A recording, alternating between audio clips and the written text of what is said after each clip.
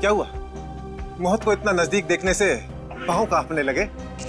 ACP आज तक अपनी मौत को अपनी हथेली पर लेकर ही चला है, समझे? मौत से कभी डरा नहीं है वो। इतनी बड़ी बड़ी बातें हैं, अब बातों का वक्त नहीं है, अब एक्शन का वक्त है। कूदो एसीपी, छलांग लगाओ। 1 मिनट, लेकिन तुम पर कैसे विश्वास कर सकता हूं कि मेरे कूदने के बाद तुम इन तीनों को छोड़ दोगे? तुम्हारे पास और कोई चारा भी नहीं। कूदो एसीपी।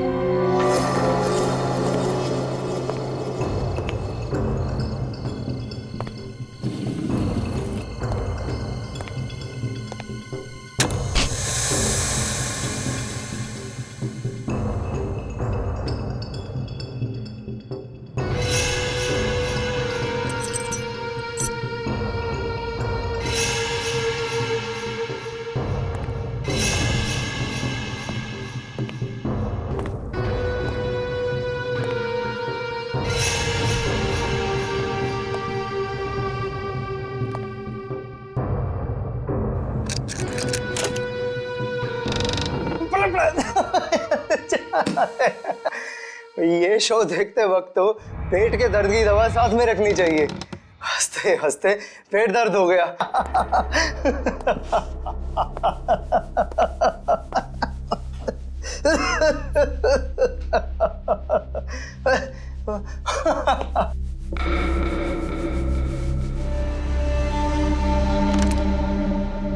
कौन है ये?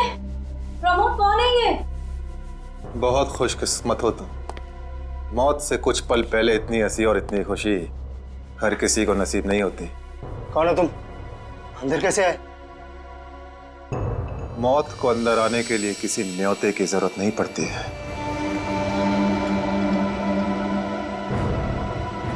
ये क्या कर रहे हो? मैंने क्या बिगाड़ा तुम्हारा? तो रुक जरा, पुलिस को। Happy birthday Tarika. Thank you Shreya. Thank you.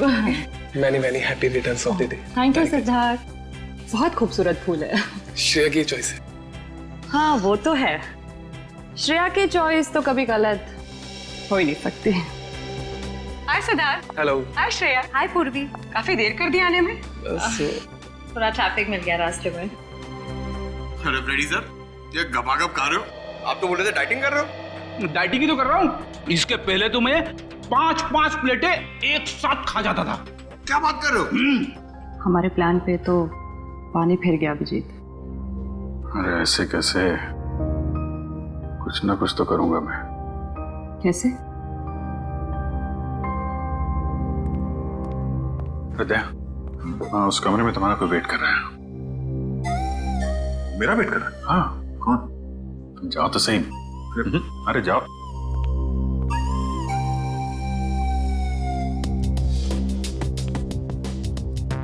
हे सिद्धार्थ, वो तुम्हें मेरी जासूसी नॉवेल्स की कलेक्शन देखनी थी ना? चलो दिखाती हूँ। चलो श्रेया। अरे कभी तो श्रेया को अकेले छोड़ो। ऐसी कोई बात नहीं है ना? चलो। इट्स ओके सिद्धार्थ, जाओ तो। चलो।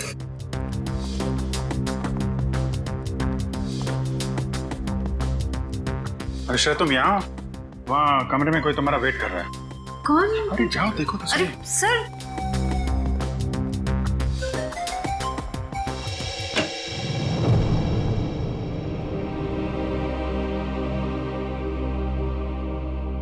श्रेया, अच्छा किया तुम सिद्धार्थ को अपने साथ यहाँ ले आई। I am very sorry. उस दिन मैंने आपके साथ बहुत बुरा बिहेव किया था।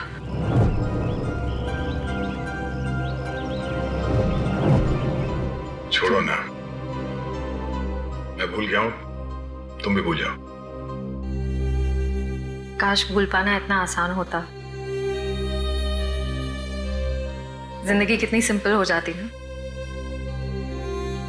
नहीं श्रेया, ये यादें ही तो है जो उदास दिलों को जिंदगी जीने का हौसला देती है। अगर यादें ही ना हो तो जिंदगी कितनी बोरिंग हो जाएगी। तो क्या तुमने सिद्धार्थ से शादी करने का फैसला कर लिया? मेरा दिल कुछ और कह रहा है, दिमाग कुछ और। मैं जानता हूँ श्रेया, हमारे काम में हम दिल की नहीं दिमाग की सोचते हैं, मगर एक बार सीआईडी ऑफिसर ने एक आम लड़की की तरह सोचो, दिल का इस्तेमाल करो, उसकी आवाज सुनो। मेरे दिल में तो एक ही इंसान का नाम गूंजता रहता है और वो नाम है श्रेया। सिद्धार्थ। सिद्धार्थ प्लीज, सिद्धार्थ मेरी बात तो सुनो प्लीज। अब सुनने को बाकी क्या रह गया है? पूरी हकीकत मैंने अपनी आंखों से देख ली है। तुम दया से प्यार करती हो ना?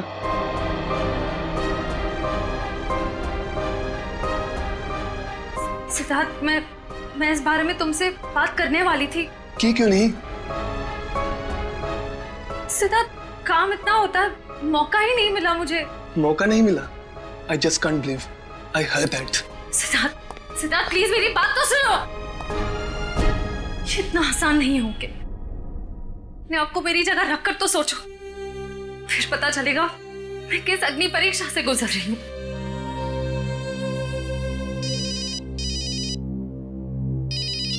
हेलो,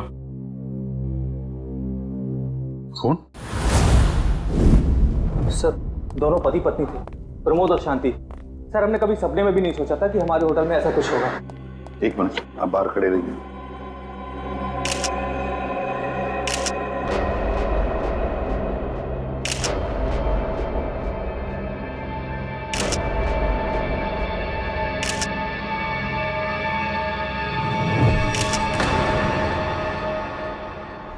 माय गॉड, दोनों की लाशें ऐसी इस अवस्था में। सर, इतने सारे केस सॉल्व किए लेकिन इस तरह का केस कभी नहीं देखा।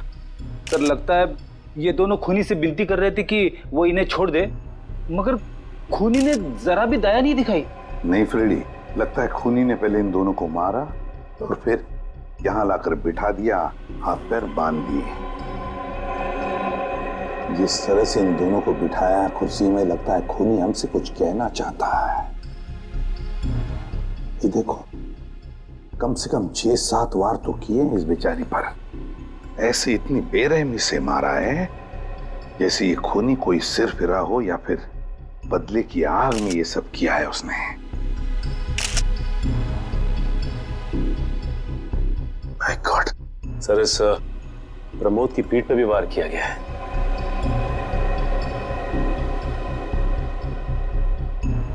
क्या हुआ? सर, इसकी सांसें चल रही है, जिंदा ही। प्रमोद जिंदा है? तुम्हें जल्दी से इसे हॉस्पिटल ले जाओ, इसका जिंदा रहना बहुत जरूरी है। संभाल के, चल। आजा।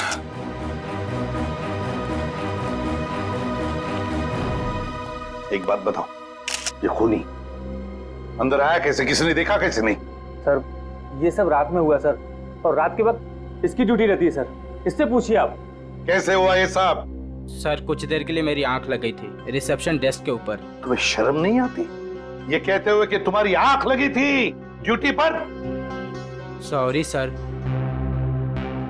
एक बात बताओ, ये दोनों प्रमोद और शांति कब से रह रहे तुम्हारी होटल में? सर, पिछले 6 दिनों से रह रहे थे और आगे भी 1 महीने रहने का प्लान था सर। क्यों, कुछ बताया इन्होंने? सर, प्रमोद जी की नई नौकरी लगी थी, नासिक से इस शहर में नए आए थे, उन्हें अपना घर नहीं मिला, इसीलिए होटल में रह रहे थे सर।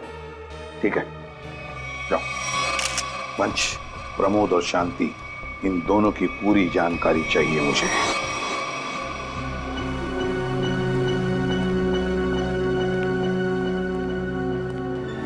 हाँ सचिन, ये प्रमोद कैसा है? सर, डॉक्टर ने ऑपरेशन शुरू कर दिया है, थोड़ी देर में पता चल जाएगा सर। लगता है सचिन, ये खूनी शांति को ही मारने आया था, प्रमोद को नहीं। देखो ना, उसने प्रमोद पर सिर्फ एक ही वार किया और फिर देखा तक नहीं कि वो जिंदा है या मर गया।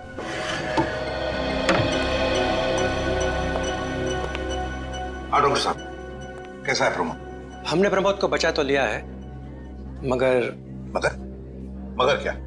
वो कोमा में चले गए हैं। कोमा में? लेकिन डॉक्टर साहब, प्रमोद को होश तो आ जाएगा ना? हम तो अपनी तरफ से पूरी कोशिश करेंगे, मगर कुछ कहा नहीं जा सकता।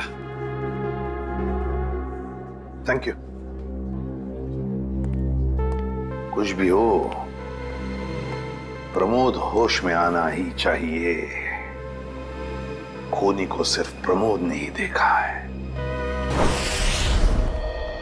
डॉक्टर साहब, शांति की लाश से कुछ पता चला? दया, मौत की वजह तो तुम लोगों को क्राइम स्पॉट पे ही पता चल गई होगी। पेट पर चाकू के इतने सारे घाव हैं, उसी की वजह से मौत हो गई बेचारे की। हाँ, वो तो हमें पता चल गया था। उसके अलावा कुछ और? हाँ, एक खास बात। 2 महीने पहले इसका किडनी का ऑपरेशन हुआ था। ये देखो, इसमें फोटो है। किडनी का ऑपरेशन? वंश, पता करो शहर के किस हॉस्पिटल में शांति के किडनी का ऑपरेशन हुआ था। जैसे? और सर, वो क्राइम सीन पे जो खून मिला था वो शांति और प्रमोद का ही है। खूनी ने खून करने से पहले एक एक कदम फूंक फूंक कर रखा है। हाँ, काफी प्लानिंग की है खूनी ने इस जुर्म को अंजाम देने के लिए। उसे पता था कि ये प्रमोद ऑफिस से कितने बजे वापस आता है, और वो होटल के कमरे में पहुंच गया जब दोनों मौजूद थे। पर सर, अगर उसका मकसद शांति को ही मारना था तो वो तो प्रमोद के आने से पहले ही जुर्म को अंजाम देकर वहां से फरार हो सकता था। हाँ, ये बात तो है। मुझे लगता है खूनी ने प्रमोद के ऊपर सिर्फ एक ही बार वार किया, और वो इसलिए क्योंकि वो चाहता था कि वो कोमा में पहुंच जाए और जिंदा लाश बन जाए। सर, लगता है ये खूनी कोई एक्सपर्ट है जो अच्छी तरह से जानता था कि वार कहाँ पे करना है। सर, वो एक्सपर्ट नहीं, मुझे तो सरफिरा लगता है। वरना मारने के बाद इन्हें प्रार्थना की पोजीशन में क्यों बैठा था? कोई तो गहरा कारण है सबके पीछे जो इस खूनी के अतीत से जुड़ा हुआ है। क्या प्रमोद की बीवी का खून हो गया और प्रमोद कोमा में है? जी हाँ।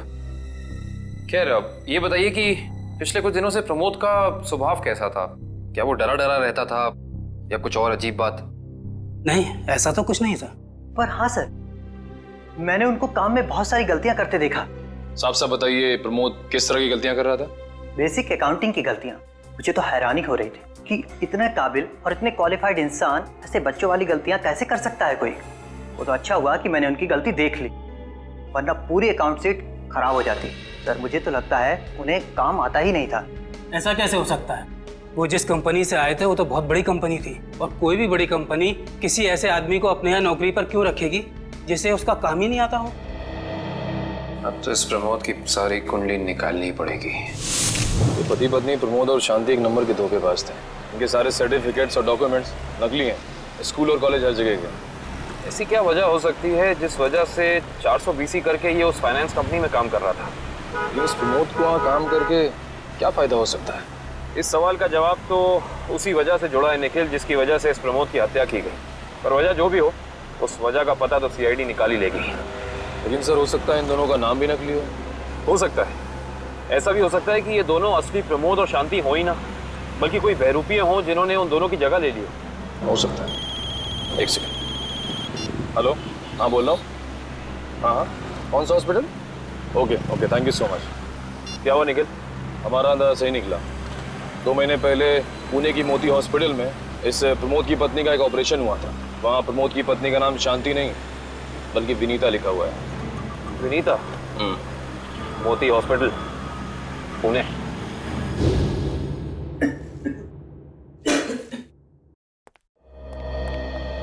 एक्सक्यूज मी, एक वक्त पे सिर्फ एक ही मरीज अंदर आएगा? हम लोग CID से। CID? मगर यहाँ मुजरिम कौन है? इसी की तलाश है हमें। एक्चुअली आपके हॉस्पिटल में 2 महीने पहले एक ऑपरेशन हुआ था, उसी के बारे में कुछ जानकारी चाहिए हमें। किसका ऑपरेशन? ये दोनों आपकी हॉस्पिटल में आए थे? ये तो मिसेस विनीता कुमार हैं। हाँ, मिसेस विनीता कुमार। और ये इनके पति, इनकी मौत हो गई? जी हाँ, विनीता कुमार का खून हो चुका है और उनके पति प्रमोद अब कोमा में है। डॉक्टर, ये बताइए कि मिसेस विनीता कुमार ने किडनी का ऑपरेशन कराया था ना?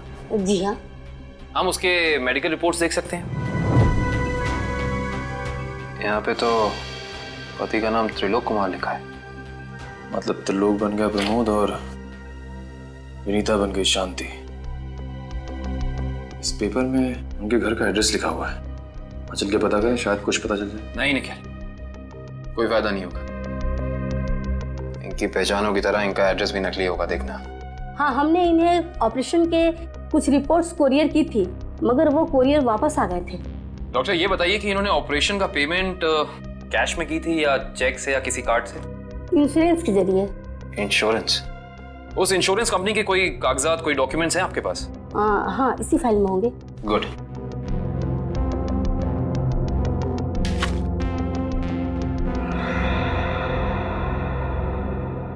बिज हेल्थ इंश्योरेंस। अंकित, सभी अकाउंट्स और सभी खाते अच्छी तरह से बंद हो जाने चाहिए। कल शाम 5 बजे तक ऑडिटर आ जाएगा। हो जाएगा सर। कभी सपने में भी नहीं सोचा था कि हमारी कंपनी का अंत इतना बुरा होगा। ये किस अंत की बात कर रहे हैं आप लोग? जरा विस्तार से समझाइए। अगर आप अपने पैसे वापस लेने आए हैं तो भूल जाइए, क्योंकि जब तक अदालत अपना फैसला नहीं सुना देती तब तक हम किसी के रुपए वापस नहीं कर पाएंगे। पैसे वापस लेने नहीं, इंसाफ करने आए हैं हम लोग। सीआईडी से हैं। ओह, तो हमारी शिकायत सीआईडी वालों तक भी पहुंच गई है। शिकायत? ऐसा क्या कर दिया आपकी इस कंपनी ने? हमारी कंपनी ने नहीं, उस त्रिलोक ने आसमान की तरफ प्रगति करती हुई हमारी कंपनी के नाम को रातों रात मिट्टी में मिला दिया और हमें दिवालिया कर दिया उसने। त्रिलोक? एक सेकंड, आप इस त्रिलोक की बात तो नहीं कर रहे? हाँ, यही तो है वो। पर इसे क्या हुआ? किसी ने इसकी जान लेने की कोशिश की है। फिलहाल ये कोमा में। ये तो होना ही था, इतने लोगों को जो धोखा दिया इसने। किस धोखे की बात कर रहे हैं? हमारी कंपनी के क्लाइंट्स को झूठे सपने दिखाकर कहा कि सबके पैसे एक ही महीने में 2 गुना कर दूंगा, पर सबके पैसे बटोरकर 9 तो 11 हो गया वो। और क्लाइंट हमारी कंपनी से पैसे वापस मांग रहे हैं। बैंकक्रप्ट हो गया। इतने सालों से कंपनी की बनी बनाई इज्जत मिट्टी में मिल गई। खोए हुए पैसे और खोई हुई इज्जत तो फिर से कमाई जा सकती है, पर खोई हुई जान तो वापस नहीं आ सकती ना। क्या त्रिलोक ने किसी की जान भी ली है?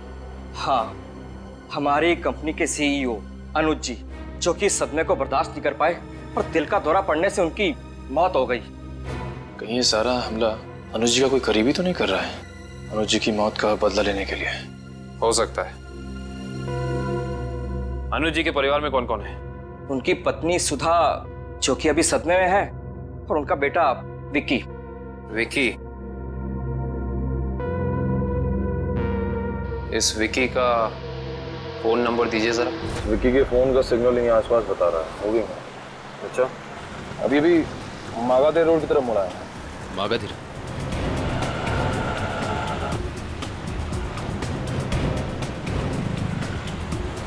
देखो सिग्नल में कुछ पता चला? एक मिनट। क्या हुआ? इस विक्की के फोन का सिग्नल यहीं आसपास बता रहा है। कहीं विक्की इस बाइक पे तो नहीं? हाँ सर, हो सकता है ये विक्की है। चेक करते हैं।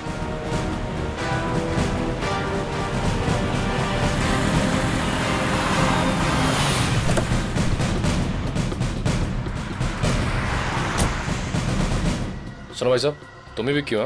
हाँ, और ये क्या बदतमीजी है? तुम लोग मेरा नाम कैसे जानते हो? तुम्हारा नाम और तुम्हारे सारे कारनामों के बारे में जानते हैं हम। सीआईडी। सीआईडी? इस शहर में क्या कर रहा है? हाँ? कुछ काम था, और तुम लोग मेरा पीछा क्यों कर रहे हो? बकवास बंद कर। दो खून करके भाग रहा हो, कह रहा है सीआईडी पीछा क्यों कर रही है? मैंने कोई खून नहीं किया है। अच्छा, त्रिलोक और विनीता का खून नहीं किया तुमने? What? त्रिलोक और विनीता मर चुके हैं? ड्रामा बनकर अपना। पूरा इतिहास है तेरा हमारे पास। उन दोनों ने तुमसे तुम्हारे पिता को छीना, उसका बदला लेने के लिए तुम यहाँ आए हो उनके पीछे। हाँ, मैं बदला लेने जरूर आया था, पर मैंने उनका खून नहीं किया। देख, सच बोल दे समझा, नहीं अपनी शक्ल नहीं पहचान पाएगा। मैं सच कह रहा हूँ। मैंने किसी तरह उनके बारे में पता किया। मैं उनके होटल भी गया था, मगर जैसे मैं उनके कमरे की तरफ जा रहा था, मैंने उनके कमरे में एक आदमी को जाते हुए देखा। कौन सा आदमी था वो? उसके चेहरे को ठीक से देख नहीं पाया मैं। तुम्हें जो भी याद है, जितना भी याद है, साफ साफ बताओ। कद लगभग 6 फीट, ओवरकोट पहना हुआ था उसने, और उसके बाल लंबे थे यहाँ तक। हाँ, और उसने एलिगेटर शूज पहने हुए थे। Alligator shoes? हेलो, एक और खून?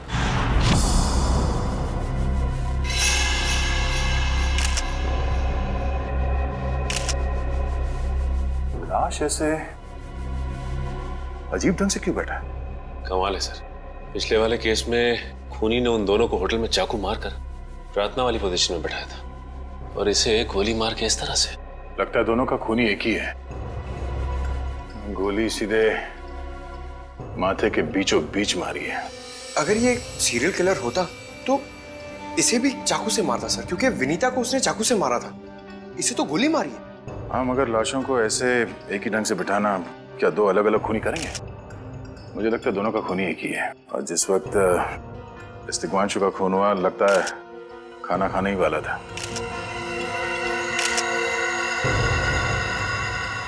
तो यहाँ पे दूसरी प्लेट भी पड़ी है। कहीं ऐसा तो नहीं कि ये तिग्मांशु की बीवी के लिए थी? मैम सब तो एक हफ्ते के लिए गाँव गई हुई है, एक हफ्ते के बाद लौटेगी। तो क्या घर में कोई और आदमी था जिसके लिए तिग्मांशु ने एक और प्लेट में खाना डाला? नहीं साहब। अच्छा, जब तुम घर वापस आए उस वक्त ये दरवाजा खुला था या बंद था? नहीं साहब, बंद था। तो फिर तुम घर के अंदर कैसे आए? साहब ने एक चाबी मेरे पास भी दे रखी है। और जो कोई भी था, ऐसा लगता है कि तिग्मांशु उस आदमी को जानता था। एक काम करो सचिन, पंकज, घर की अच्छी तरह से तलाशी लो, देखो कुछ मिलता है क्या।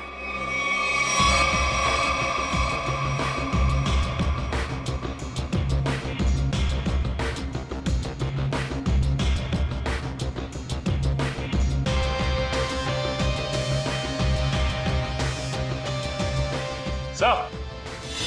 हाँ सचिन। हाँ सचिन।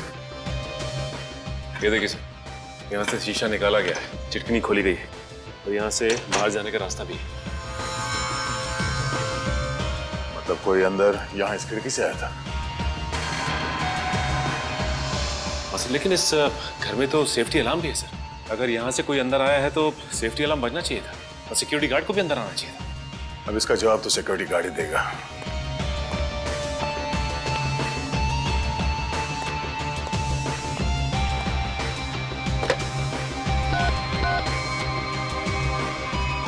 Hello security. अच्छा, आज दोपहर को तिग्मांशु जी के घर से अलार्म बजा था? बजा था। तो फिर आप चेक करने के लिए उनके घर पे क्यों नहीं आए? ओ आई सी, पिछले हफ्ते भी? ठीक है, थैंक यू। क्या बोला सर ये सिक्योरिटी वाला? सिक्योरिटी का कहना है कि अलार्म बजा था और उन लोगों ने घर में फोन भी किया, तो तिग्मांशु जी ने कहा कि गलती से अलार्म बज गया, इसलिए वो लोग ऊपर नहीं आए। सर, हो सकता है तिग्मांशु ने मजबूरी में कहा हो, खूनी ने उसके सर पे गन तान दी हो। कुछ कह नहीं सकते। बात करते वक्त अगर थोड़ी सी भी टेंशन हो आवाज में तो ये सिक्योरिटी वाले तुरंत भाप लेते हैं। दरअसल पिछले हफ्ते भी तिग्मांशु के घर से अलार्म बजा था और जब सिक्योरिटी वालों ने फोन किया था तो तिग्मांशु ने यही कहा था कि गलती से बच गया। सर, ये खूनी काफी चालाक लगता है, खेल खेल रहा है। देखते हैं, जरा देखो इस घर में कुछ और मिलता है क्या। खूनी ने कोई ना कोई सुराग जरूर छोड़ा होगा, चेक करो।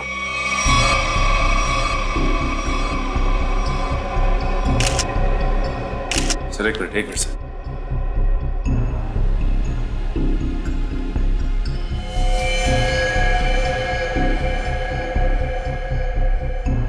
ये देखिए सर, खून। ये खून यहाँ कैसे? कहीं खूनी का तो नहीं है खून? ये तो डॉक्टर सालों के ही बताएंगे। वो खून किसका है ये अभी पता चल जाएगा। तारिक आती होगी रिपोर्ट लेकर के। डॉक्टर साहब, इस तिग्मांशु के बारे में कुछ और पता चला? हाँ। वो कैसे? इसे गोली मारने से पहले बेहोश किया गया था। क्या? इसे बेहोश किया था? इसके खून में मुझे एक खास किस्म की दवाई के अंश मिले जो अक्सर इंसान को बेहोश करने के लिए दी जाती है, और वो दवाई इसे इंजेक्शन के जरिए दी गई थी। ये देखो। सर, बहुत ही अजीब बात है। अगर खूनी इसे मारना चाहता था तो सीधा गोली मारकर इसका काम तमाम कर सकता था। फिर ये जहर की दवाई क्यों दी होगी? और सर एक और बात पता चली, तिग्मांशु जिस हालात में हमें मरा हुआ मिला था वो एंशिएंट कल्चर के हिसाब से प्रार्थना करने की पोजीशन, खाना खाने से पहले। तो फिर तो शांति और तिग्मांशु दोनों का खूनी एक ही आदमी है। एक खूनी के लिए ये हत्याएं जुर्म नहीं, एक जश्न है। इसीलिए उसने टेबल पे ये प्लेटें सजाई, उसमें खाना रखा, एक अपने लिए और एक तिग्मांशु के लिए। और सर, तिग्मांशु को प्रार्थना की पोजीशन में बैठा के उसने गोली मार दी।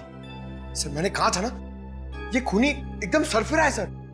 हाँ सर, लगता है ये खूनी अपने आप को बहुत शक्तिशाली महसूस करता है। जिस वक्त इन सब की गर्दनें झुकी होती हैं उसके सामने, उसे आनंद आता है। नहीं सचिन, खूनी का मकसद लोगों को अपने सामने झुकाना नहीं, बल्कि अपने लिए प्रार्थना करवाना था। क्या मतलब? ये रही उस खून की रिपोर्ट। ये खून ना ही तिग्मांशु का है और ना ही उसके घर वालों का। ये खून उस खूनी का ही है। खूनी का? मगर वहां तो हाथापाई के कोई निशान नहीं मिले और उस जगह को देख के ऐसे लगा भी नहीं कि तिग्मांशु ने सेल्फ डिफेंस में खूनी के ऊपर हमला किया होगा। वो इसलिए दया क्योंकि ये खून खूनी ने अपने मुंह से थूका था। हमें इसके खून में से इसके सलाइवा के कुछ अंश भी मिले। उसकी तबीयत खराब है क्या? हाँ, वो बीमार है। उसके खून में एथिमोलाइसिन नाम की दवाई का अंश मिले हैं और उसका कीमोथेरेपी हुआ था। इसका मतलब उसे कैंसर है, ब्रेन का कैंसर, लास्ट स्टेज का ब्रेन कैंसर। इसीलिए वो लोगों से अपने लिए प्रार्थना करवा रहा है ताकि उसकी ये बीमारी ठीक हो जाए। हमारे क्रिमिनल डेटाबेस में चेक करो, पता करो ये कोई पुराना पापी तो नहीं है। नहीं सर, उस खूनी का हमारे क्रिमिनल डेटाबेस में कोई रिकॉर्ड नहीं है। कोई इतिहास नहीं है? नहीं सर। सर तिग्मांशु की पूरी कुंडली निकाल के लाओ सर। प्रमोद की तरह इसकी पहचान भी नकली है। व्हाट? हाँ सर, ये देखिए, उसका असली नाम राकेश है और जिस तरह प्रमोद को 400 बीसी की आदत थी, ठीक उसी तरह राकेश भी भूली भाली लड़कियों को फंसाता था शादी के झांसे में। कई लड़कियों ने आत्महत्या की है इस तिग्मांशु और राकेश के चक्कर में। हाँ सर, शादी के बाद उनके पैसे लेके ये गायब हो जाता। सर इसका मतलब खूनी ने 2 ऐसे लोगों को मारा जो पहले से मुजरिम थे। शायद उसने सोचा होगा कि मरने से पहले कुछ अच्छे कर्म कर लूं। नहीं श्रेया, जरूर कोई रिश्ता रहा होगा उसका इन दोनों अपराधियों के साथ। पता करो इन दोनों अपराधियों का केस किस पुलिस स्टेशन में फाइल किया गया था? सर, ब्रेन कैंसर के जितने भी पेशेंट्स हैं शहर में, उन सबकी लिस्ट मिल गई है सर। कुल मिला के ऐसे 50 पेशेंट्स हैं, जिसमें से 10 पेशेंट्स ऐसे हैं जो कैंसर की लास्ट स्टेज पे हैं। उनमें से 4 औरतें हैं, बचे 6। हाँ सर, और इन 6 में से 4 ऐसे हैं जो 70 साल से ऊपर के बुजुर्ग हैं। अब बचे 2, ये उदय और भानु। तुम इन दोनों से मिले? हाँ सर, ये उदय 6 महीने से हॉस्पिटल में है। और भानु? भानु सर 1 महीने से हैदराबाद में। ये कैसे हो सकता है सचिन? अगर वो मुजरिम इसी शहर में है तो कहीं उसका इलाज चल रहा होगा ना कहीं से वो दवाई खरीदता होगा।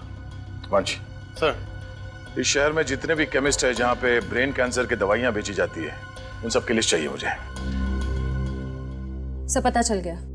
त्रिलोक और राकेश दोनों के खिलाफ एक ही थाने में केसेस दर्ज किए गए थे, जगतपुरी थाने। इस केस का पूरा इतिहास जगतपुरी थाने से ही पता चलेगा। एक्सक्यूज मी, यस, आपकी दुकान पे ब्रेन कैंसर की दवाइयाँ बेची जाती हैं? जी हाँ, हमारी दुकान उन चुनिंदा दुकानों में से है जहाँ ये दवाई आपको मिलेगी। वैसे ये दवाइयाँ बहुत कम लोग खरीदते होंगे नहीं? जी, बहुत महंगी है एक्चुअली। अच्छा, जो लोग ये दवाइयाँ खरीदते हैं उनकी लिस्ट मिल सकती है हमें?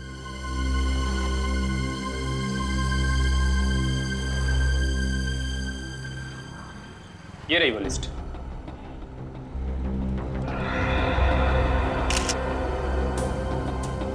तपन, उदय और नितिन, ये तीनों लोग तो उस मरीज की लिस्ट में थे। अच्छा, आपको पूरा यकीन है कि इनके अलावा और कोई नहीं आता ये दवाई लेने के लिए? जी नहीं, लेकिन हो सकता है कोई गैर कानूनी तरीके से ये दवाई खरीद रहा हो। ये दवाइयाँ काफ़ी महंगी है ना, आम आदमी इसका खर्चा नहीं उठा सकता। अच्छा, आप किसी ऐसे आदमी को जानते हैं जो ये गैर कानूनी काम करता है? एक आदमी है, आंद्रे नाम है उसका। प्यार से लोग उसे एंडी कहते हैं। ये जो ज्वाला रोड पे पब्लिक पार्क है ना, अक्सर वहीं मिलता है। कांस्टेबल सुनील? Yes sir. आप सीआईडी से ही हैं ना? हाँ, हमारी बात शायद आप ही से हुई थी। साहब बताइए, कांस्टेबल सुनील आपके लिए क्या कर सकता है? सुनील जी, हाल फिलहाल में इस रिकॉर्ड रूम में कोई चोरी वगैरह हुई थी क्या? चोरी नहीं तो सर, अब यहाँ वाला कोई चोरी कैसे करेगा? सुनील, फिर आप एक हेल्प कर सकते हैं हमारी। हमें 2 मुजरिमों की फाइल चाहिए। एक का नाम है त्रिलोक कुमार और दूसरे का राकेश भिवेन। 1 मिनट सर, क्या नाम बोले? राकेश? राकेश भिवेन।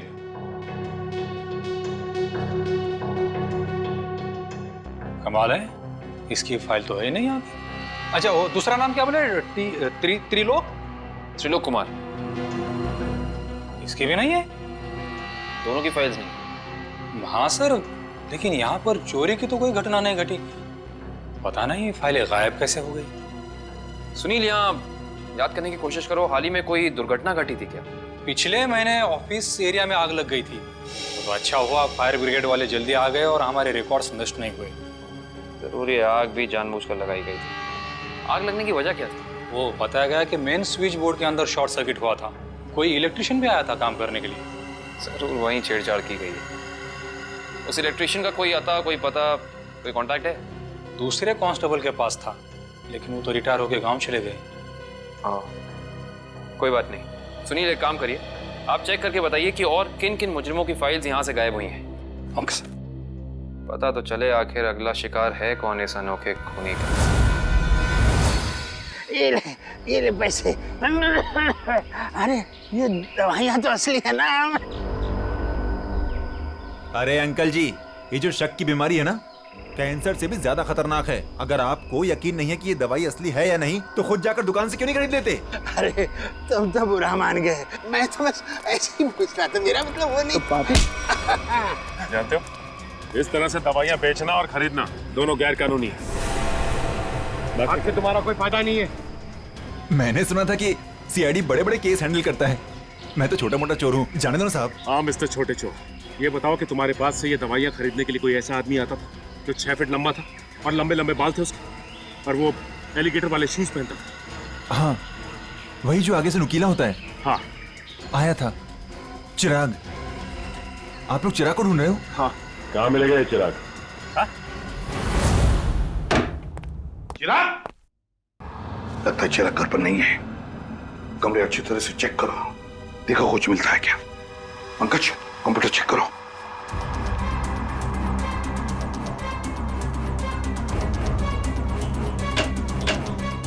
सर, ये देखिए, पूरी अलमारी गन्स और चाकू से भर रखी इस चिराग ने। My God. सर, हाँ, अंदर के कमरे में से ये खून से भरे हुए कपड़े मिले। पुलिस रिकॉर्ड रूम से फोन है। हेलो जी, कहिए। कौन? संदीप, स्वाधीन और हेमंत। ओके, ठीक है। कौन है ना? सर, त्रिलोक और तिग्मांशु की तरह इन तीनों की फाइल भी चोरी हुई है पुलिस रिकॉर्ड रूम से। मतलब अभिजीत, अब ये चिराग इन तीनों में से किसी एक को मारने वाला है। सर एक सेकंड, ये देखिए सर, इस कंप्यूटर की फाइल में इन तीनों की फाइल है। सर ये तीनों भाई हैं और बदमाश भी हैं, और इन्होंने 3 खून किए हुए हैं सर। यहाँ पे 2 एड्रेस है, एक चीकूवाड़ी और एक चारकोप। चारकोप और चीकूवाड़ी। एक काम करते हैं अभिजीत, हम दोनों चीकूवाड़ी चलते हैं और तुम लोग तीनों भी चारकोप चले जाओ। Yes sir. हाँ सर। चलो अभिजीत।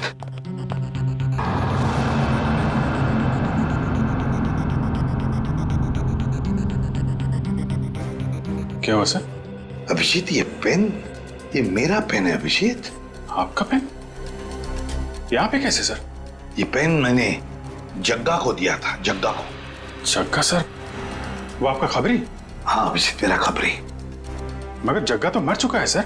हाँ अभिजीत, तो मर चुका है, लेकिन जिस खून में तलाशी करने में मदद की थी जग्गा ने हमारी, उस वक्त वो खून भी इसी तरह हो रहे जैसे आज हो रहे हैं। खून करने के बाद लोगों को प्रार्थना की पोजीशन में रखा जाता है। चलते हैं सर। नहीं अभिजीत, क्योंकि अभिजीत जिस तरह से वो खून किए जा रहा है, लगता है मुझे संदेशा भेज रहा है, मुझे मिलना चाहता है अकेले में।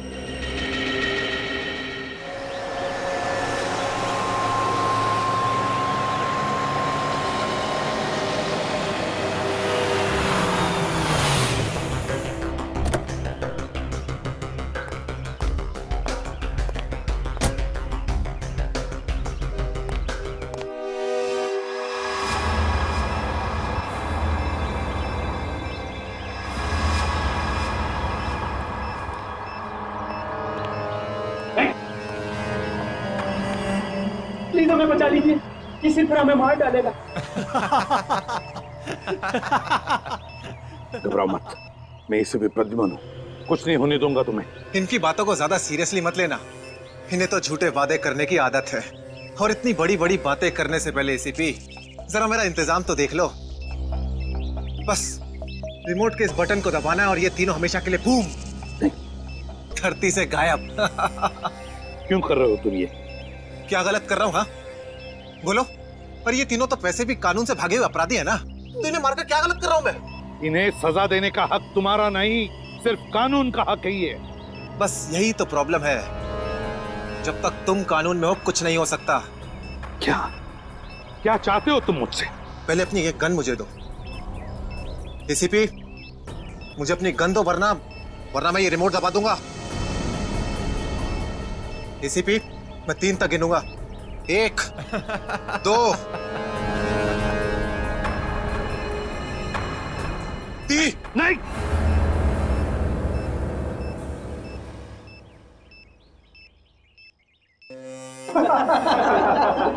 बहुत अच्छे, बहुत अच्छे।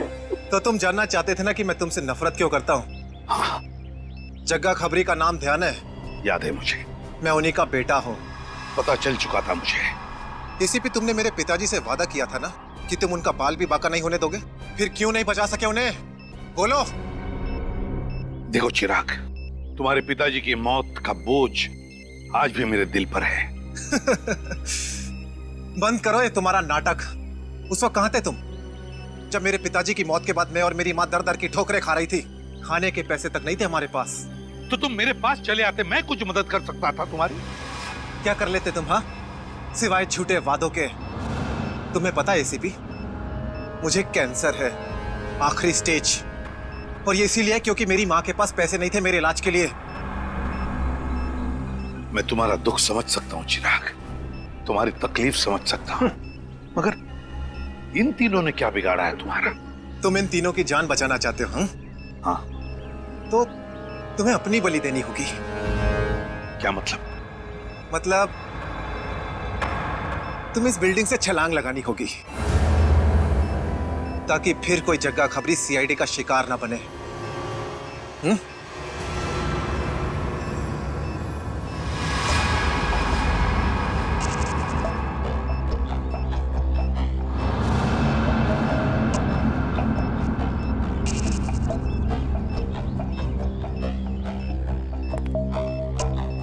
ठीक है, मंजूर है।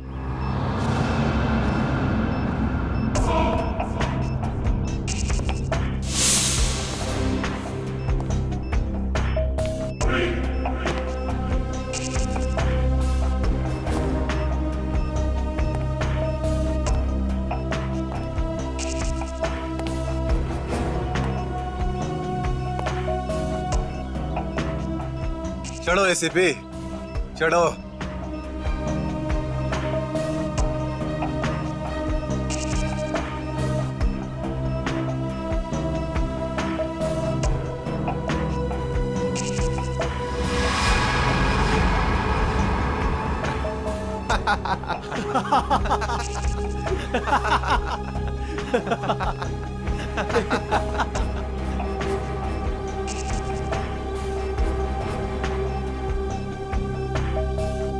ऊपर जाकर मेरे पिताजी से माफी जरूर मांग लेना। क्या हुआ? मौत को इतना नजदीक देखने से पांव कांपने लगे? एसीपी आज तक अपनी मौत को अपनी हथेली पर लेकर ही चला है, समझे? मौत से कभी डरा नहीं है वो। इतनी बड़ी बड़ी बातें, अब बातों का वक्त नहीं है, अब एक्शन का वक्त है। कूदो एसीपी, छलांग लगाओ और अपनी ये बेहतरीन जिंदगी को अलविदा कह दो। चलो। 1 मिनट, मैं जरूर कूदूंगा, लेकिन तुम पर कैसे विश्वास कर सकता हूं कि मेरे कूदने के बाद तुम इन तीनों को छोड़ दोगे? तुम्हारे पास और कोई चारा भी नहीं है। कूदो एसीपी, वरना मैं इस रिमोट का बटन दबा दूंगा।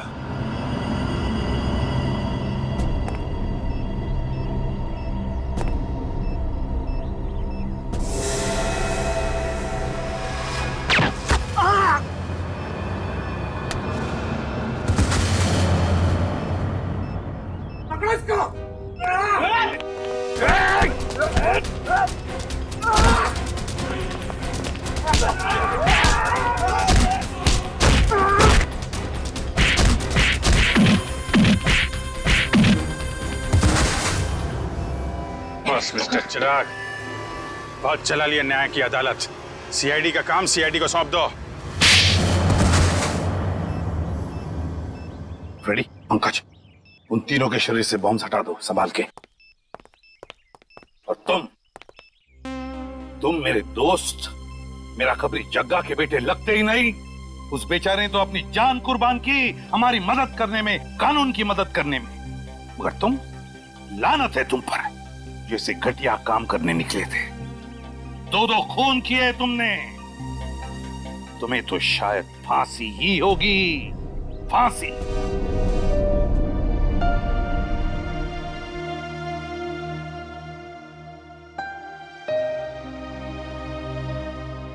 बड़े बुजुर्ग कह गए कि अगर कोई चिंता सताए तो उस चिंता को अपने कलेजे के अंदर अंगार बनने नहीं देना चाहिए। कलेजा जल जाता है। मुझे कोई चिंता नहीं सता रही है। In fact I think I am the luckiest girl in the world right now. CID में सब मेरे काम से खुश हैं। मेरे पास तुम दोनों जैसे दोस्त हैं। मेरी शादी होने वाली है। एक लड़की को और क्या चाहिए होता है? शायद प्यार। प्यार भी तो है ना मेरे पास। मम्मी पापा का प्यार, दोस्तों का प्यार और सिद्धार्थ का प्यार। जुबान की बात दिल से मेल नहीं खा रही है श्रेया। मतलब ये कि दिल की बात जुबान पे लाने का वक्त आ गया है श्रेया। वो श्रेया कहाँ गई? हाँ, जो अपने सारे डिसीजंस खुद लेती थी, जिसे पता था कि उसको अपनी जिंदगी में क्या चाहिए। हाँ श्रेया, अब वक्त आ गया है। तुम्हें किसी एक को चुनना ही होगा। और अगर तुमने एक स्ट्रॉन्ग डिसीजन नहीं लिया ना, तो उसका असर तुम्हारी जिंदगी पर नहीं, बाकी 2 जिंदगियों पर भी पड़ेगा। मैं क्या डिसीजन लूं? किसे चुनूं? उस इंसान को जिसे मैं बहुत प्यार करती हूं, पर उन्होंने कभी अपने प्यार का इजहार नहीं किया, या शायद वो मुझसे प्यार करते ही नहीं, या फिर उस इंसान को जो मुझसे बहुत प्यार करता है, मुझे पलकों पर बैठा कर रखता है। मगर यहाँ पे इम्पोर्टेंट सवाल ये है कि तुम किससे प्यार करती हो? नहीं तारिका, यहाँ ये बात इंपॉर्टेंट है कि अब मैं पीछे नहीं हट सकती। मेरे किसी भी डिसीजन से ना सिर्फ सिद्धार्थ को, बल्कि उसकी और मेरी फैमिली को बहुत दुख होगा। बच्चों जैसी बातें मत करो श्रेया। हर माँ बाप चाहते हैं कि उनके बच्चे को जिंदगी की हर खुशी मिले। तुम सिद्धार्थ के साथ खुश नहीं रह पाई तो क्या अंकल आंटी खुश रह पाएंगे? और अगर तुम खुश नहीं रही तो क्या सिद्धार्थ खुश रह पाएगा? तुम्हारा एक कदम श्रेया बहुत सारी जिंदगियों को अफेक्ट करेगा। तुम बस दिल से काम लो। देखो, दिल हमेशा सही रास्ता दिखाता है। ठीक है, अब से मैं अपने दिल की बात सुनूंगी। अगर मैं किसी भी कदम पर कमजोर पड़ जाऊं तो तुम दोनों को मुझे सही रास्ता दिखाना होगा। हाँ, लेकिन एक शर्त पे। कैसी शर्त? तुझे आइसक्रीम खिलानी पड़ेगी। Of course.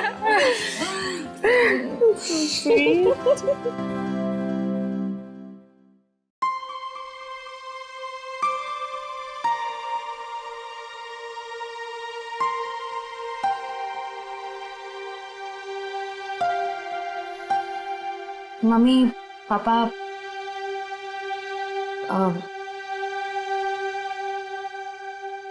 मुझे आप दोनों से कुछ बात करनी है।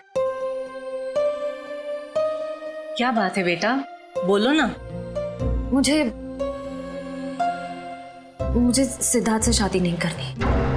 क्या? साथ लग रहा है तुम्हें रिश्ता तोड़ना? बस कह दिया और हो गया।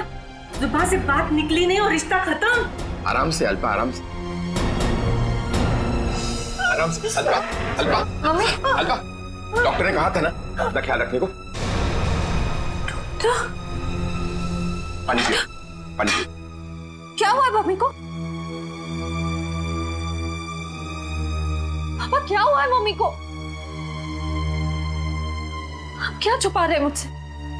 पापा प्लीज बोलिए ना, क्या बात है? क्या हुआ है मम्मी को? हम नहीं चाहते थे कि तुम्हें कोई टेंशन हो। टेंशन? बेटा, तुम्हारी मम्मी दिल की मरीज है और डॉक्टर ने कहा है कि इनके दिमाग पर किसी भी बात का जोर नहीं पड़ना चाहिए। हम दोनों ने इतनी बड़ी बात छुपाई मुझसे। मुझे माफ करना बेटा, तुम्हारी माँ ने मना किया था। मम्मी, मम्मी छोड़ो मुझे। तुम्हें शादी नहीं करनी है ना, मत करो। Mummy, mummy I am sorry. मैं तो मजाक कर रही थी मम्मी। पता नहीं सुबह सुबह मैंने क्या सोचा। It was a stupid joke mummy. मैं शादी करूंगी। मैं सिद्धार्थ से शादी कर लूंगी मम्मी। I am sorry. मैं सिद्धार्थ से शादी कर लूंगी।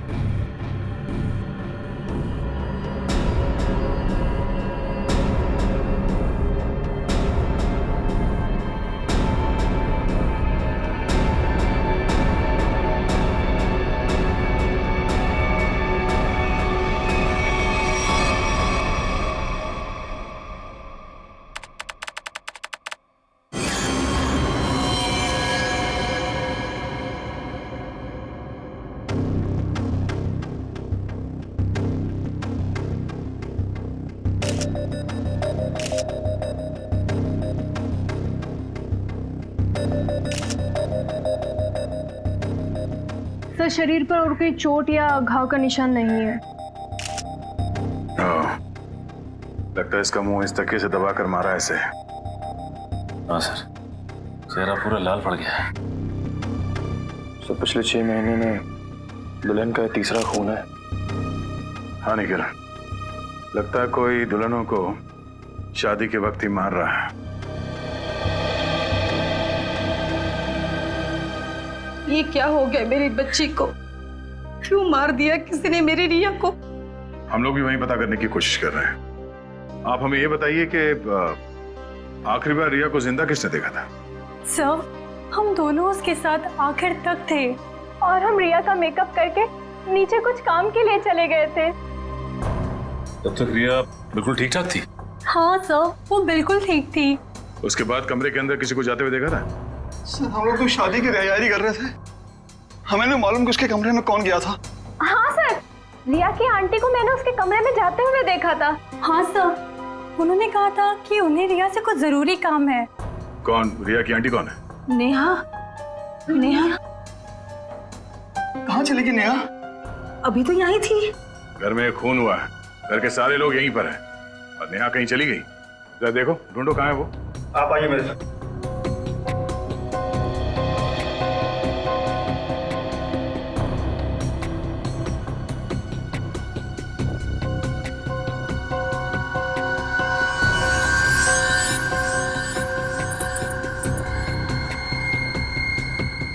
कान की बाली। इशिता, जरा चेक करना दुल्हन के दोनों कान में बाली है। Yes sir.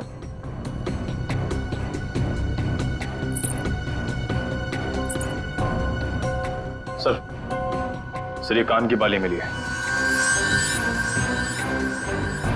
कोई रिया की तो नहीं? नहीं सर, रिया की नहीं। ये नेहा की है। कहाँ मिली है? सर, नेहा जी तो बाहर नहीं है। सर, यहाँ पे इस कारपेट के नीचे। इस कारपेट के नीचे?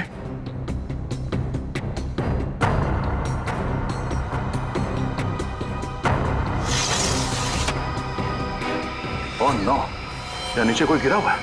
करण, एम्बुलेंस फोन करो जल्दी।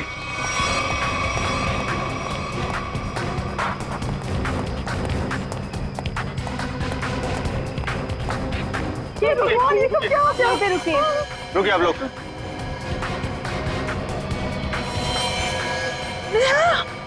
हे भगवान, ये सब क्या हो गया?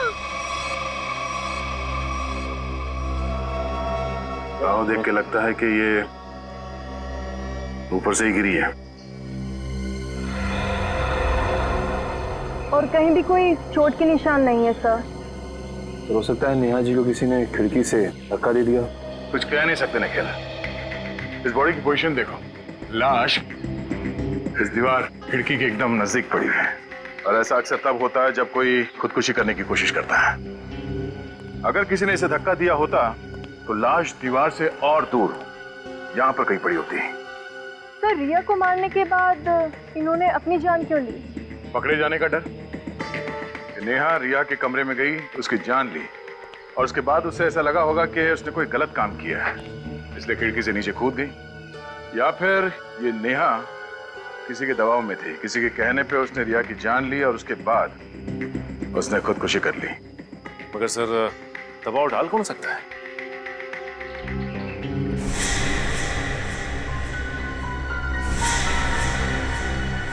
शादी के वीडियोस और फोटोग्राफ्स ले लो, शायद उनसे कुछ पता चल जाए।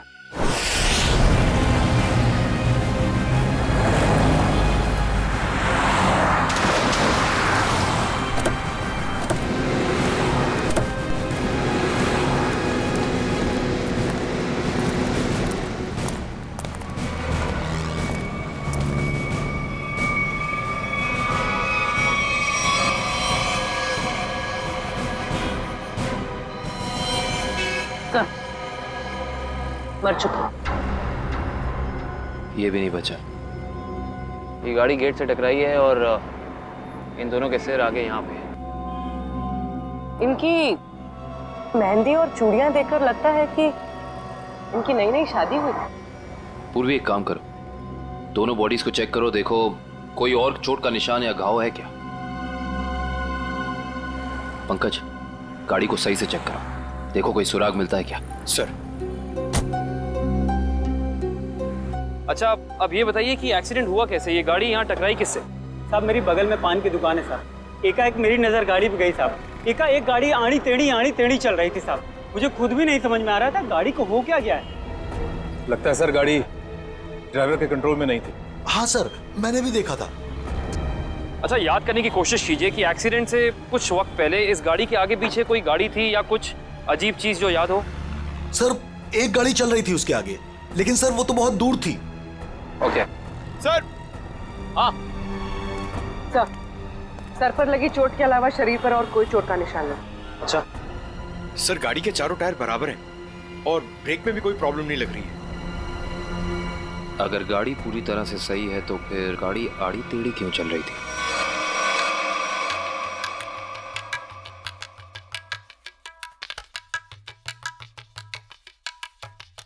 निखिल, पॉज करो, रिवाइंड करो और फिर वहां से प्ले करो जहां पर वो पेंट्री बॉय रिया की आंटी को सॉफ्ट ड्रिंक दे रहा है। ये पेंट्री बॉय ये इतनी देर तक क्या कर रहा है रिया की आंटी के पास? सर, ये तो नैपकिन की तरफ देख के कुछ पढ़ने की कोशिश कर रहे हैं। इस पेंट्री बॉय का पता लगाना पड़ेगा। Pantry boy. लेकिन सर, इस पेंट्री बॉय की शक्ल तो दिखाई नहीं दे रही है। इस तक पहुंचेंगे कैसे? काम करो निखिल, पॉज करो और उस पेंट्री बॉय के हाथ पर जूम करो।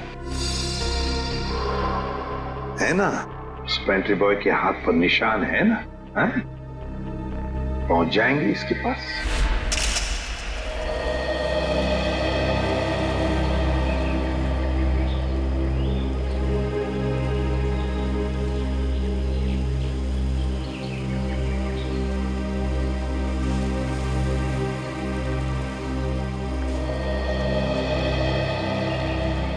थैंक यू यहाँ आने के लिए। मुझे लगा था तुम अब भी मुझसे बहुत नाराज हो। सिद्धार्थ, पिछले कुछ दिनों में जो कुछ भी हुआ उसके लिए I am very sorry. I am sorry too. मैंने भी कुछ ज्यादा ही ओवर रिएक्ट कर दिया था उस दिन। नहीं, तुम सही थे, मैं गलत थी।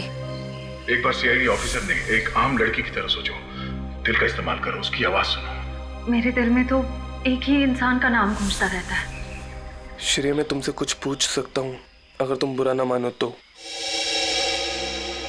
पूछो। दया और तुम्हारे बीच में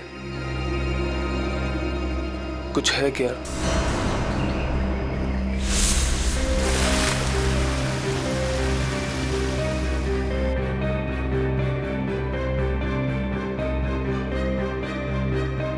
तुम्हारी मम्मी दिल की मरीज है।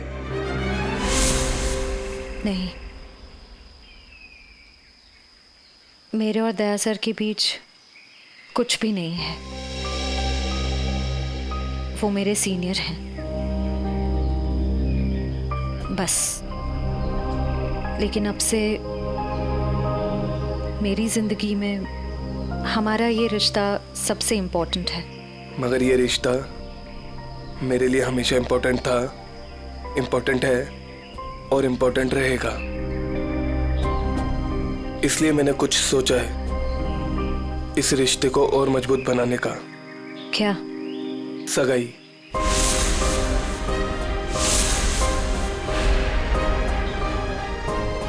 क्या हुआ श्रेया, तुम तैयार नहीं हो?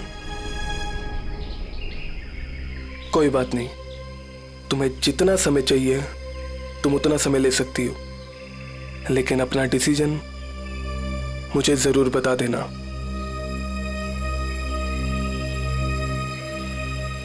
सिद्धार्थ, कब करनी है सगाई? जितना जल्दी हो सके।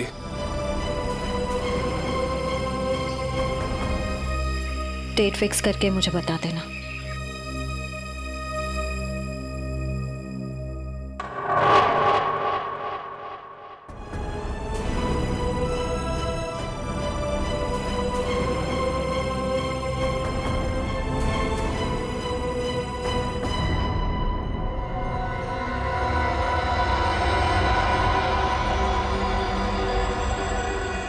एक मिनट वैभव, इसके चेहरे पर दोबारा इसे स्कैन करो, नाक के एरिया के आसपास।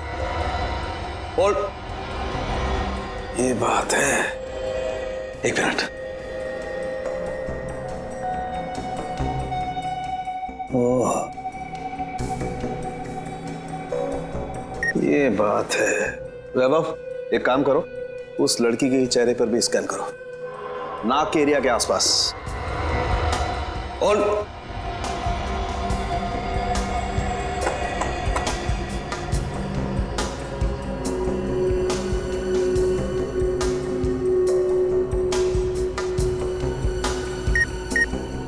ये बात है। क्या बात है सारुण के? बॉस, इन दोनों की मौत जहर की वजह से हुई है। इन दोनों की नाक के अंदर जहर के ट्रेसेस हैं। देखो, ये देखो। यार, नाक में जहर, ये कैसे हो सकता है सारुण के? आनंद साहब, क्योंकि इनकी कार में से तो हमें जहर जैसी कोई चीज नहीं मिली, और ना ही इनके पर्स या इनकी पॉकेट में कुछ भी नहीं। नाक में जहर आया कहां से होगा? गया कहां से इनके नाक में जहर? जहर कार में ही था। कार में था? लेकिन सर, कार के अंदर हवा में जहर कहां से आ सकता है, जबकि दरवाजे खिड़की सब बंद थे? तो फिर एक रास्ता है।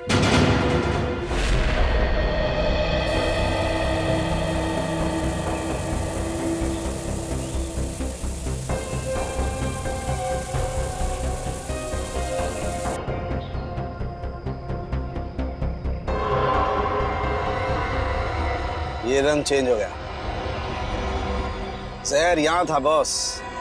कार के खिड़की दरवाजे बंद थे, वेंट से जहरीली हवा बाहर आई इन लोगों ने सांस ली, सांस के जरिए जहर इनके फेफड़ों तक पहुंचा, दोनों का दम घुटने लगा और इसी वजह से हस्बैंड कार को संभाल नहीं पाया और एक्सीडेंट हो गया। सर ये तो वाकई चौंका देने वाली बात है कि कोई कार के एसी में जहर लगाएगा। हाँ, मगर किसी ने तो लगाया है ना जहर, कार के एसी में किसी ने तो लगाया। जल्दी करो फौरन, और इस बार कोई गड़बड़ की ना तो तुम्हारी छुट्टी कर दूंगा, समझे? अरे सुनिए, इस गैराज का मालिक कौन है? जी कहिए। हमें आपसे थोड़ी पूछताछ करनी थी। पूछताछ? मुझसे? किस बारे में? और आप लोग? हम लोग सीआईडी से। सीआईडी? आपको घबराने की कोई जरूरत नहीं है। आप याद करके हमें बताइए कि 2 दिन पहले विनी जी की गाड़ी यहाँ आई थी GHY 8769 सर्विसिंग के लिए। जी हाँ सर, गाड़ी तो आई थी। उनका ड्राइवर मुन्ना लेकर आया था। शुरू से उनकी गाड़ी हम ही सर्विस करते हैं। कितना टाइम लगा था सर्विसिंग में? यही करीब 2.5-3 घंटे लगे होंगे बस। गाड़ी में कुछ और भी खराबी थी? नहीं मैडम, और तो कुछ खराबी नहीं थी। अच्छा, गाड़ी की एसी की सर्विसिंग भी आप ही ने की थी? नहीं सर, एसी सर्विस नहीं किया था। इंटरेस्टिंग। आप ये बताइए कि गाड़ी कितने बजे आई और सर्विसिंग के बाद गैराज से कितने बजे निकली थी? सर यही करीब 12 बजे के आसपास आए थे और 3 बजे के आसपास सर्विस करवा के ले गए थे। 3 बजे? जी सर, मगर विनय के पिताजी ने तो कहा था कि वो 6 बजे घर पहुंच गए थे। पंकज, ये गैराज उनके घर से 4 किलोमीटर दूर होगा लगभग, तो कोई जैसे भी गाड़ी चलाए उसे 20 मिनट या आधे घंटे में घर पहुंच जाना चाहिए था, 3-3:30 बजे तक। हाँ सर, और इस रोड पे तो ट्रैफिक भी नहीं होता। तो मतलब ये सब मुन्ना का किया धरा है? हो सकता है पूर्वी। हेलो, क्या? ठीक है सर, मुन्ना का पता चल गया।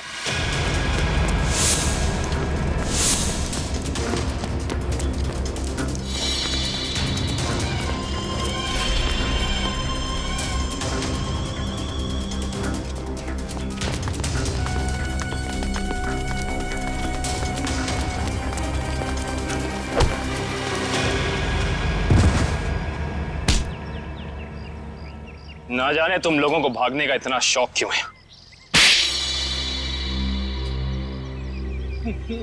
नहीं साहब, मुझे छोड़ दीजिए, मैंने कुछ नहीं किया है। तुमने क्या क्या किया है और क्या नहीं सब जानते हैं हम। अब साफ साफ बताओ, तुमने विनय की गाड़ी के एसी में वो जहर क्यों लगाया? सर वो मुझसे किसी ने जबरदस्ती ये काम करवाया था। कौन था वो? मैं उसे नहीं जानता हूँ, मैंने उसे पहले कभी नहीं देखा था। उसने मुझे कुछ पैसे दिए और एक छोटी सी बोतल देते हुए कहा कि इसे गाड़ी की एसी में लगा देना।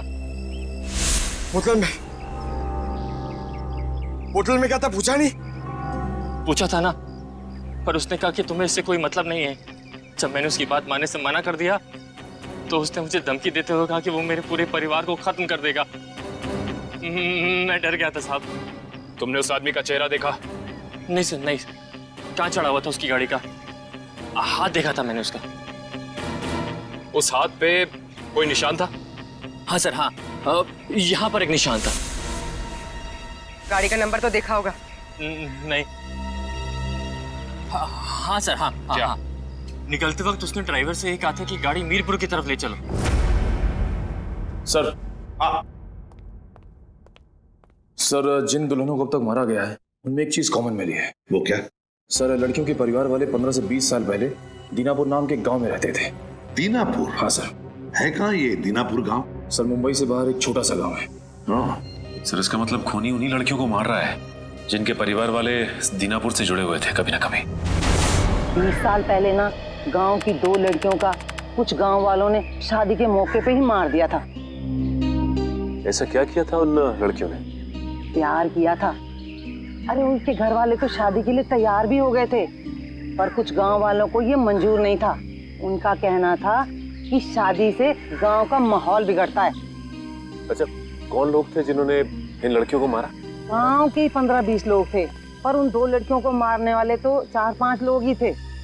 उनके नाम थे, एक तो संग्राम, एक महात्म, एक विवेश, अवतार और एक गोरधान। ये लोग थे। सर, इनमें से तो 4 परिवार की बेटियों का खून हो चुका है आने के लिए। अच्छा, ये इन लड़कियों के परिवार वाले क्या अभी भी इस गांव में हैं? लड़कियों के माँ बाप तो इस सदमे से गुजर गए, लड़कियों का एक भाई था 7-8 साल का, चेतन। पता ही नहीं कहाँ चला गया वो। अब तक तो वो 27-28 साल का हो गया होगा। खून उसी ने तो नहीं किया। अजी ये एक फोटो है जिसका चेहरा नहीं, लेकिन इसके हाथ पे ये कटे हुए का निशान है। ये तो चेतन ही हो सकता है। जब लड़कियों की शादी हो रही नहीं थी ना, तब तलवारें चली थी। वो अपनी बहनों को बचाने गया और तलवार उसके हाथ पर लगी, तभी ये निशान हुआ था। तो इसका मतलब खूनी इनका भाई ये चेतन ही है। चेतन है वो खूनी जिसने दीनापुर की उन 4 लड़कियों का खून किया।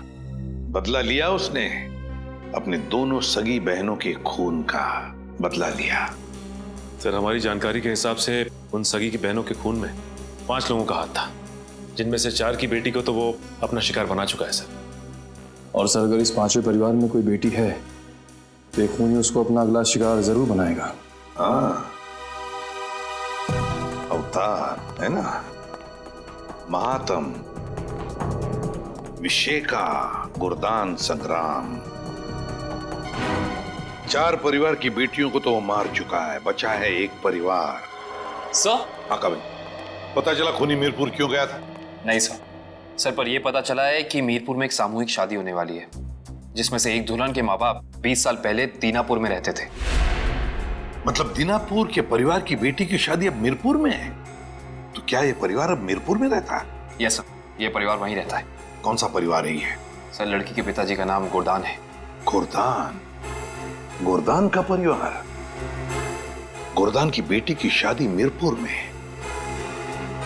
तो फिर अब चेतन जरूर आएगा मीरपुर, गुरदान की बेटी को मारने के लिए।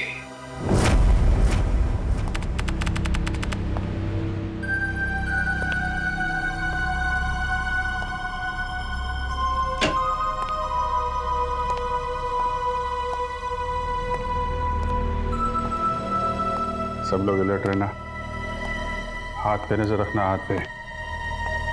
उसके हाथ पे कुछ निशान है ना?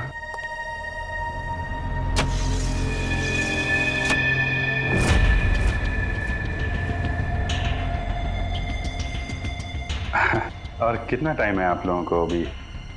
बस 5 मिनट।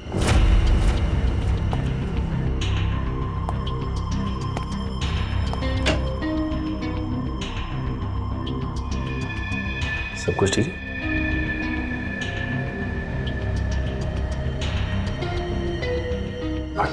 जल्दी है, थोड़ा जल्दी।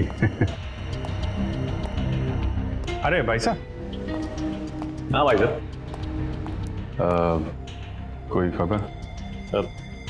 कोई खबर नहीं सर। अलर्ट रहना, अलर्ट।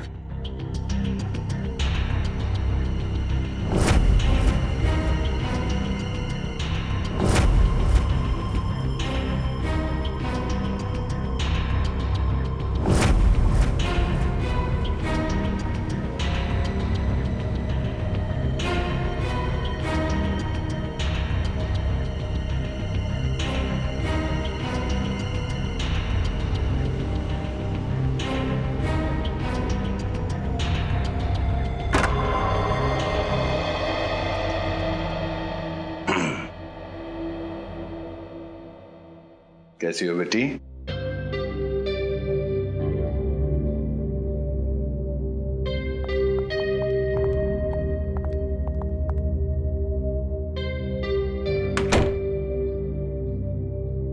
सब ठीक है? हाँ सर, अब तक तो कोई गड़बड़ दिखाई नहीं दे रही है।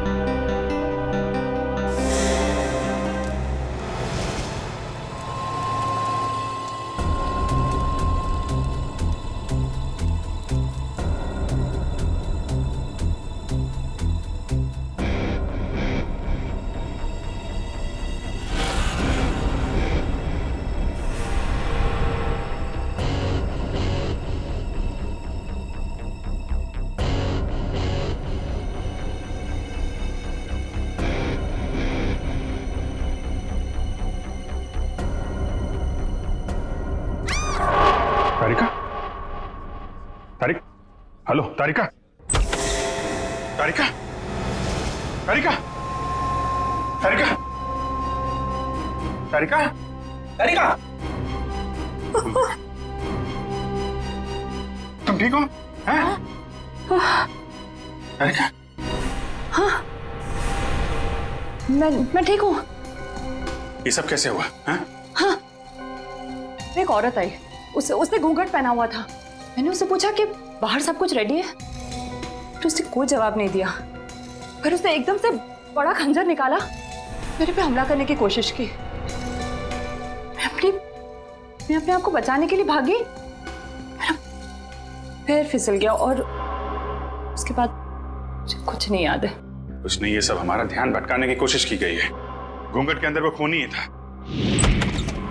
श्रेया, तुम ठीक हो ना? हाँ सर, मैं ठीक हूँ। क्या हुआ? वो तारिका पे हमला हुआ है।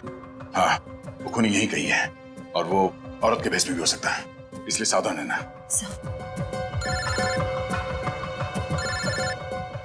एसीपी साहब का फोन। हेलो। हाँ सर,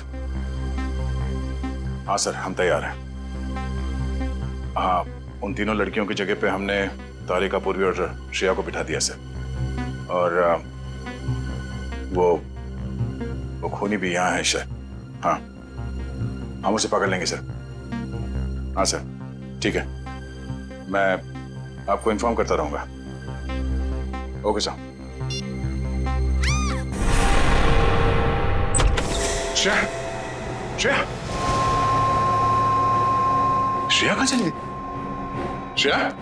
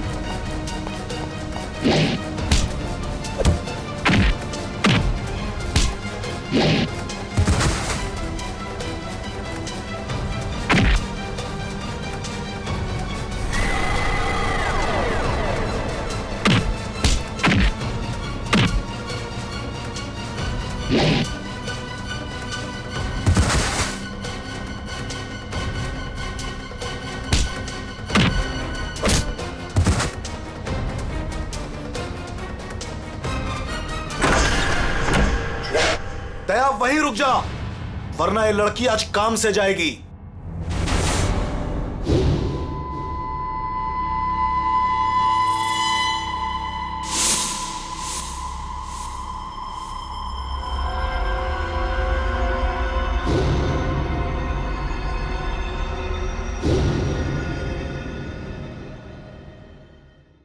दुल्हन को बचाने आया ना तू?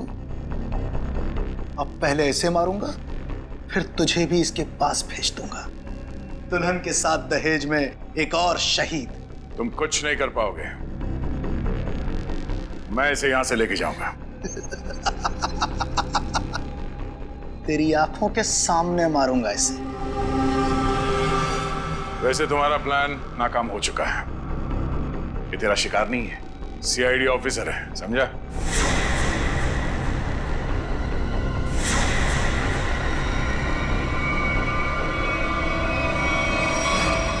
इंस्पेक्टर श्रेया, तुम? कैसा लगा हमारा खेल? लड़की बदल कैसे गई? चेतन साहब, लड़की तो हमने सही उठाए थे, पता नहीं कैसी चेंज हो गई है। मैं तुम दोनों को नहीं छोड़ूंगा। मेरा प्लान बर्बाद किया तुम दोनों ने, अब तुम्हारे साथ खून का खेल खेलूंगा मैं। तेरा सपना धरा का धरा रह जाएगा चेतन।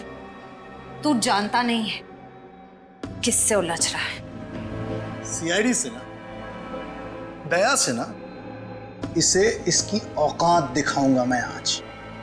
असली दुल्हन को गायब किया था ना तूने, अब तू दुल्हन बनकर दिखा और ले जा अपनी श्रेया को अपने साथ, अपनी सीआईडी वाली दुल्हन को। औरत मर्द की ताकत भी होती है और कमजोरी भी। क्यों दया, बनेगा ना दुल्हन, बचाएगा ना अपनी सीआईडी वाली दुल्हन को। छोड़ दे श्रेया को। आगे मत बढ़ दया, ऐसा कुछ मत कर दया जिसके लिए तुझे जिंदगी भर पछताना पड़े। मैंने कहा ना, तू दुल्हन बनकर दिखा, हम इसका वीडियो शूट करके पूरी दुनिया को दिखाएंगे। फिर ले जा अपनी इस दुल्हनिया को।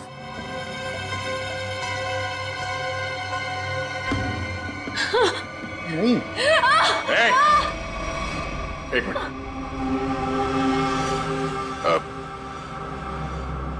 मैं तैयार हूं। नहीं सर, सर नहीं, सर आप जाइए यहाँ से। Sir please, please sir. ये चाकू हटा गर्दन से, गर्दन से चाकू हटा। मैं तैयार हूं। नहीं सर, सर प्लीज, सर आप यहाँ से चले जाइए सर प्लीज। नहीं श्रेया, तुम्हें लिए बिना मैं यहां से नहीं जाऊंगा। अरे ये तो बसंती और वीरू का याराना है, अब तो और मजा आएगा। बनाओ इस दया को दुल्हन, पहनाओ इसे चूड़ियां और दिखाओ इसका तमाशा सारी दुनिया को।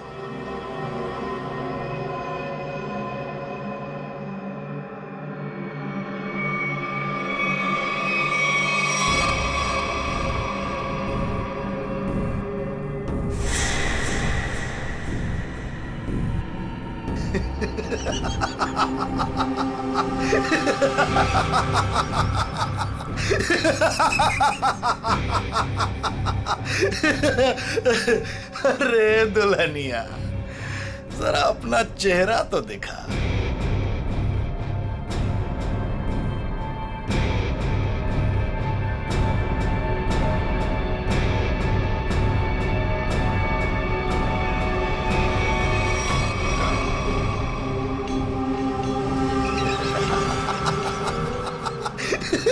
अरे वाह वाह दुल्हनिया वाह।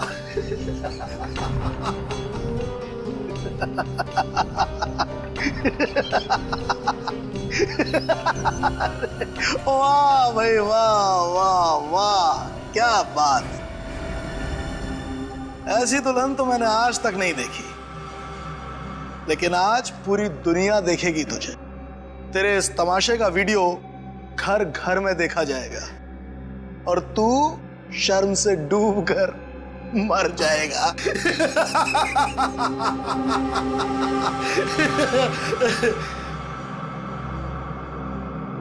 गलत, गलत कहा तुमने। मुझे शर्म नहीं, गर्व हो रहा है कि आज मैं उस मां के रूप में हूं जिसने इस दुनिया को जन्म दिया, उस बहन के रूप में हूं जो हर भाई की ताकत होती है, उस बेटी के रूप में हूं जो इस दुनिया के साथ कदम से कदम मिला के चलती है। औरत कमजोरी का नाम नहीं, ताकत का नाम है, शक्ति का नाम है, साहस का नाम है। अरे भाई देखो, ये दुल्हन तो डायलॉग भी बोलती है और अब ये नाचेगी भी। क्यों बसंती? सॉरी, दयावंती, दयावंती नाचेगी ना अपने इस वीरू, सॉरी, अपनी श्रेया को बचाने के लिए।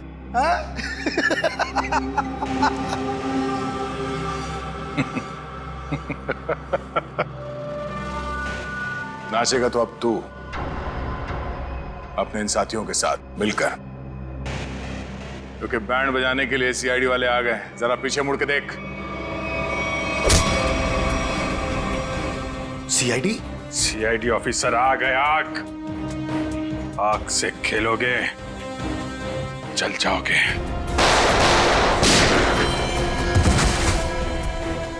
कोई होशियारी नहीं। कर नीचे। इधर रख, इधर रख।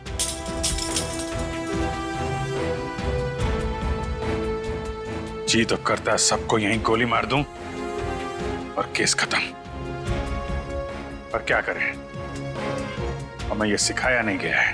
पकड़ो। तेरी तो अभिजीत, कोई बीच में नहीं आएगा।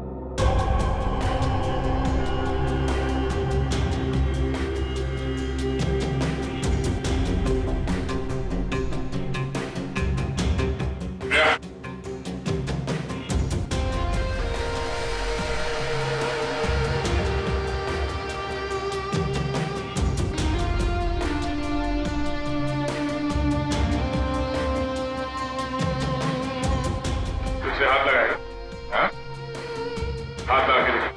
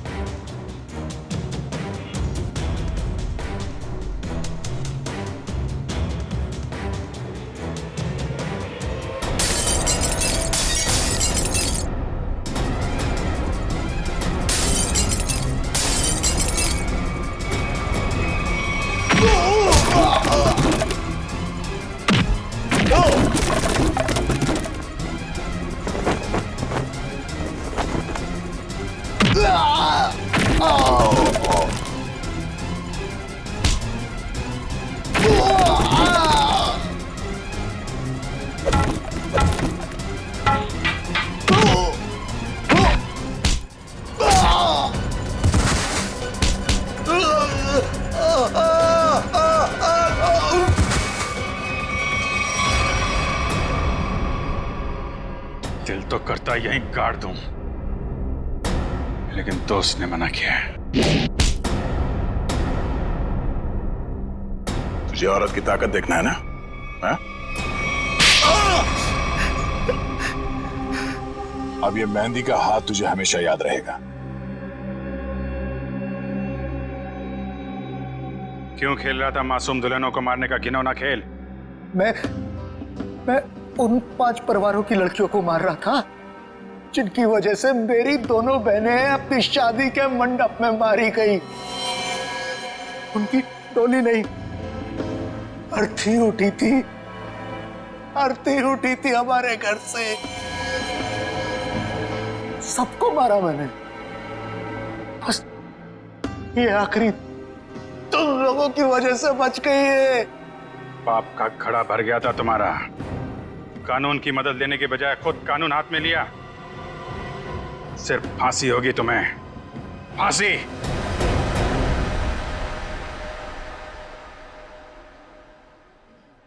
शेर ठीक तो है ना? नहीं, बिल्कुल ठीक है। जख्म ज्यादा गहरे तो नहीं? नहीं, ज्यादा गहरा नहीं है, लेकिन फिर भी जख्म को भरने में थोड़ा वक्त लगेगा। खून भी ज्यादा निकल चुका है तो थोड़ी कमजोरी रहेगी, बट डोंट वरी, अपने घर ले जा सकते हैं। Excuse me. शेर,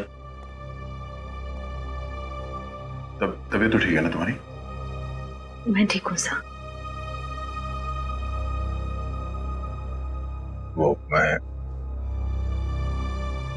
एम सॉरी, तुम्हारी इस हालत का जिम्मेदार मैं हूं। प्लीज ऐसा मत कहिए, आपकी कोई गलती नहीं थी सर।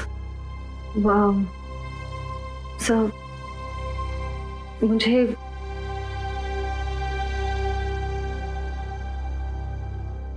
मुझे आपसे कुछ कहना है। हाँ बोलो। समझ नहीं आ रहा कैसे कहूं, लेकिन मैंने फैसला कर लिया।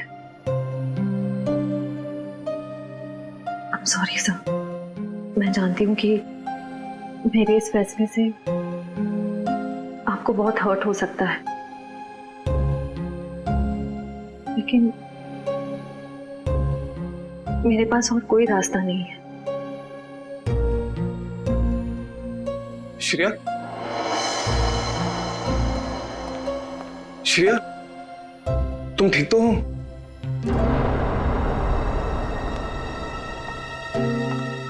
मैं ठीक हूँ सिद्धार्थ। मुझे अभी भी पता चला, मैं तो घबरा गया था। चलो मैं तुम्हें घर ड्रॉप कर देता हूँ।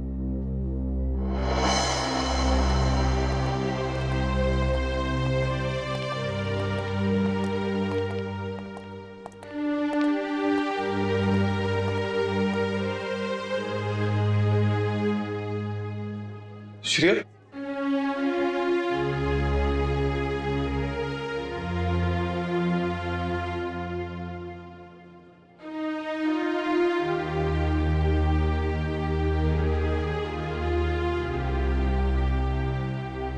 कहानी तो खत्म हो गई अभिजीत।